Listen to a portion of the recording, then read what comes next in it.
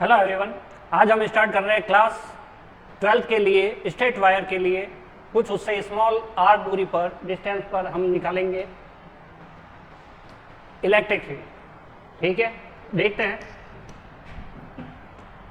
तो आज का टॉपिक है हमारे पास electric field due to uniformly charge straight wire. एक हमारे पास स्ट्रेट वायर है और उससे स्मॉल आर डिस्टेंस पर कोई पॉइंट पी है जिस पर हमें इलेक्ट्रिक फील्ड फाइंड करना है, मतलब इलेक्ट्रिक फील्ड की इंटेंसिटी फाइंड करनी है। ये यूनिफॉर्मली चार्ज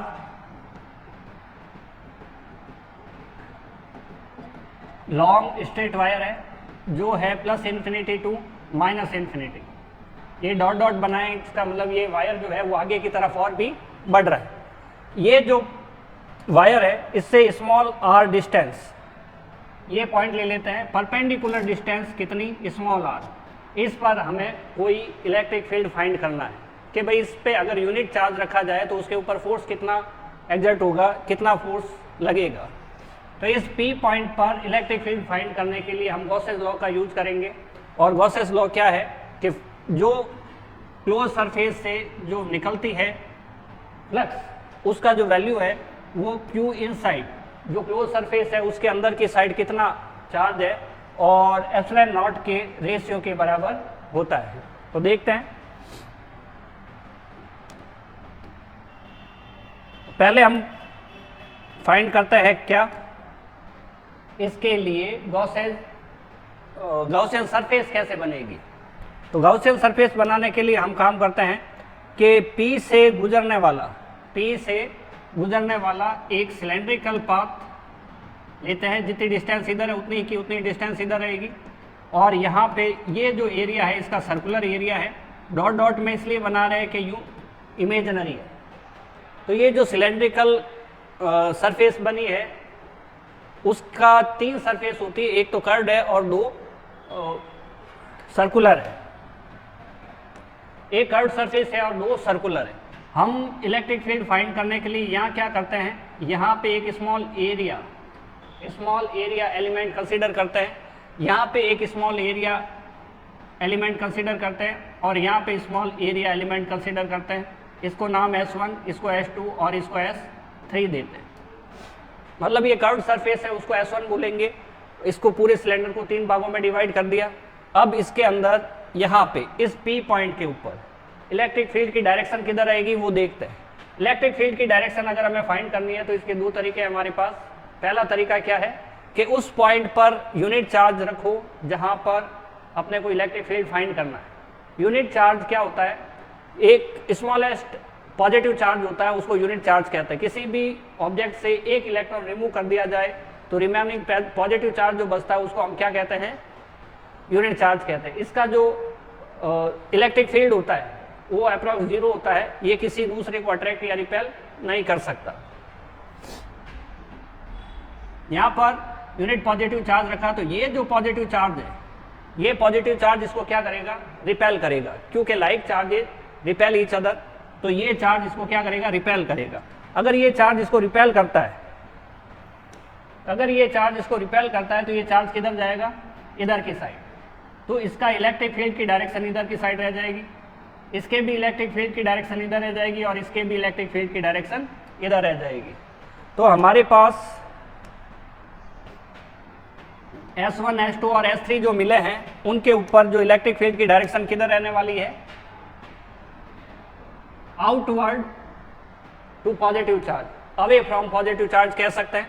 और ये जो स्मॉल एरिया एलिमेंट लिए हैं इनके एरिया वेक्टर की डायरेक्शन किधर होगी। एरिया वेक्टर हमेशा परपेंडिकुलर टू सरफेस होते हैं, तो यहाँ से एरिया वेक्टर इधर की साइड में रहेगा।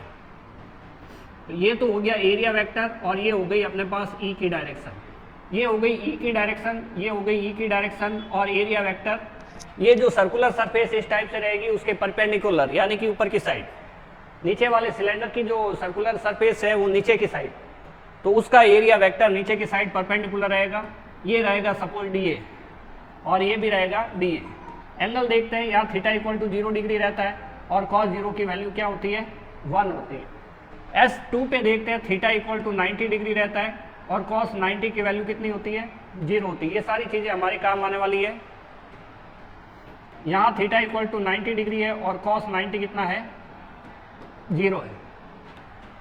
ये लेंथ यहाँ से यहाँ तक की जो लेंथ है वो हमारे पास सपोज L है। तो अगर ये कर्व्ड एरिया की बात करें तो इसका जो 2 पाई आर एच एरिया रहेगा, 2 पाई आर एच, इसका जो एरिया रहेगा सर्कुलर सरफेस का वो पाई आर स्क्वायर रहेगा और इसका सर्कुलर सरफेस का पाई आर स्क्वायर रहेगा। ये अभी हमें रिक्वायरमेंट नहीं है इसलिए हम नहीं लिख रहे हैं। ये जो पूरा बना है ये गाउसियन सरफेस है और ये क्लोज है। ये गाउसियन सरफेस है और कैसा है, क्लोज है। अब ये वायर काफ़ी लंबा है तो गाउसियन सरफेस के अंदर की साइड कुछ पॉजिटिव चार्ज रहेगा और कुछ पॉजिटिव चार्ज गाउसियन सरफेस के बाहर की साइड रहेगा। अगर ये चार्ज बाहर की साइड और अंदर की साइड रहेगा तो यहाँ पे हमें चार्ज डेंसिटी का यूज करना पड़ेगा। चार्ज डेंसिटी क्या है, lambda equals to Q upon L. L ये वाली लेंथ हो गई, हमें ओनली गाउसियन सरफेस के अंदर का चार्ज लेना है तो वो अंदर का चार्ज हम मान लेते हैं क्यू डैश है, तो क्यू डैश इक्वल टू क्या हो जाएगा, लैम्डा एल आ जाएगा। तो जो चीज़ हमें यूज में लेनी है आगे जाके वो हमने लगभग सभी लिख दी है। ठीक है, अभी क्या काम करते हैं कि गॉसेज लॉ का यूज लेकर हम इलेक्ट्रिक फील्ड फाइंड करते हैं। देखते हैं। और डेफिनेशन होती है इलेक्ट्रिक फ्लक्स की, close integration whole surface E dot D A, और गॉसेज लॉ का यूज करें तो Q dash upon epsilon naught. Q dash क्या है यहाँ पे, क्यू डैश है हमारे पास कि इस गॉसियन सरफेस के अंदर की साइड, गॉसियन सरफेस के अंदर की साइड चार्ज कितना होता है। हम यहाँ पे क्यू इन भी लिख सकते हैं। यहाँ पे हमारे पास डेट, ये जो सरफेस है पूरी की पूरी इस सिलेंडर की है और सिलेंडर की सरफेस को हम 3 भागों में डिवाइड कर सकते हैं। तो हम लिख सकते हैं S1 ई डॉट डी ए प्लस S2 ई डॉट डी ए वेक्टर वेक्टर प्लस S3। ये आ गई कर्व सरफेस S1 और S2 और S3 जो है वो सर्कुलर है, और ये आ गया ई डॉट डी ए वेक्टर वेक्टर, और क्यू डैश की जगह हम लिख सकते हैं ये लैम्डा एल। लैम्डा क्या चीज है, लैम्डा है चार्ज डेंसिटी, मतलब चार्ज पर यूनिट लेंथ। ठीक है, और अब यहाँ पे डॉट हटाएंगे, इसमें हमें पता आता है cos theta E D A cos. S1 पे एंगल कितना है, S1 पे एंगल 0 है, S2 पे और S3 पे 90 डिग्री है। ई डी ए कॉस 90 और S3 पे भी 90 डिग्री है, S3 E D A cos 90 lambda L upon epsilon not. Epsilon not जो है वो परमिटिविटी है और फ्री स्पेस की, और इसकी वैल्यू होती है 8.85। Epsilon naught is equal to 8.85 into 10⁻⁻12। ये इसकी वैल्यू होती है, इसको याद रख सकते हैं।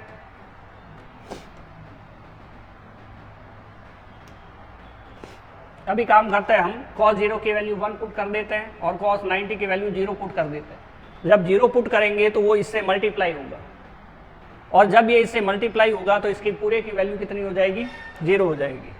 तो देखते हैं S1 E D A, cos 0 हमने नहीं लिखा क्योंकि इसकी वैल्यू कितनी हो गई, 1 हो गई, और यहाँ पे प्लस इसकी वैल्यू 0 है तो ये पूरा 0 हो जाएगा, प्लस इसकी वैल्यू 0 है cos 90 की, cos 90 की वैल्यू कितनी है, 0 है, और 0 का मल्टीप्लाई ई डी ए से करेंगे तो ये पूरा क्या हो जाएगा, 0 हो जाएगा, equal to lambda L upon epsilon naught. ठीक है, तो यहाँ पे हम लिख सकते हैं ई को बाहर ले सकते हैं, S1 D A equal to ये रह जाएगा lambda L upon epsilon not. D A का जो इंटीग्रेशन है, डी ए किसका है, S1 का। S1 कौन सी सरफेस है, कर्व्ड सरफेस है, और कर्व्ड सरफेस का एरिया क्या होता है, 2 पाई आर एच। एच की जगह हम यहाँ पे क्या लेने वाले हैं, एल लेने वाले, क्योंकि हाइट यहाँ पे क्या दी हुई है, एच। तो यहाँ पे हम लिख सकते हैं 2 पाई आर एल। ये फॉर्मूला 2 पाई आर एच है, उसमें एच क्या है, हाइट सिलेंडर की, तो यहाँ पे हमें एल लिख सकते हैं। तो लिखते हैं आगे नेक्स्ट। तो ई, और ये जो इसका इंटीग्रल है डी ए का, वो हम ए लिख देते हैं। Equals to lambda L upon epsilon naught. Integration of S1 B A, उसकी जगह हमने ए लिखा है और ए की वैल्यू कितनी है 2 पाई आर एल। तो 2 पाई आर एल पुट कर देते हैं, 2 pi R L equals to lambda L upon epsilon naught. L से एल कैंसिल हो जाएगा, 2 पाई नीचे आ जाएगा, तो एल से एल हो गया कैंसिल और 2 पाई नीचे आएगा, 2 पाई एप्सिलॉन नॉट इनटू ऊपर है लैम्बडा एल, तो लिख देते हैं लैम्बडा एल, तो कैंसिल हो गया, तो बचा हमारे पास क्या 2 पाई एप्सिलॉन नॉट, ऊपर बचा लैम्बडा और ये जो आर है वो नीचे की साइड आ जाएगा, इधर कुछ नहीं, ऊपर तो 1 लिख देते। अगर हम यहाँ से 2 से मल्टीप्लाई और 2 से डिवाइड कर दें तो नीचे 2 इंटू 2 कितना हो जाएगा 4 हो जाएगा और ऊपर क्या हो जाएगा 2 लैम्बडा अपॉन ये वाला आर।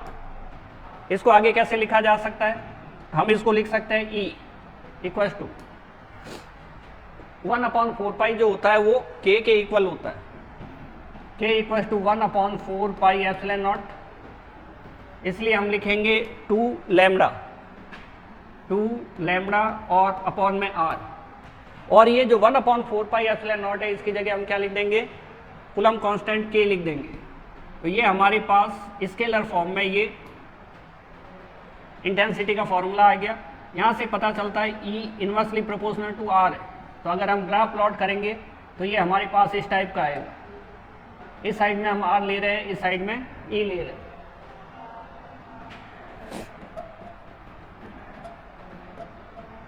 अगर हम यहाँ पे वेक्टर फॉर्म में लिखते हैं AC फॉर्मूले को, तो E जो है वो वेक्टर क्वांटिटी है 2k lambda upon R। E vector quantity है तो इसके ऊपर वेक्टर लगा सकते हैं, और उधर राइट हैंड साइड में 2k लैम्बडा अपॉन R है, कोई भी वेक्टर क्वांटिटी नहीं है। अगर नहीं है तो हमें क्या करना होगा, वहाँ पे यूनिट वेक्टर से मल्टीप्लाई करना होगा। यूनिट वेक्टर क्या होता है, किसी भी वेक्टर में, ये वेक्टर है R वेक्टर, किसी भी वेक्टर में उसके मैग्नीट्यूड R से डिवाइड कर दिया जाए तो ये हमारे पास यूनिट वेक्टर आ जाता है। तो ये था all about electric field due to straight long wire. ठीक है, क्लास 12th का फर्स्ट इलेक्ट्रोस्टैटिक चैप्टर से। उम्मीद है ये वीडियो आपके लिए हेल्पफुल रहा होगा।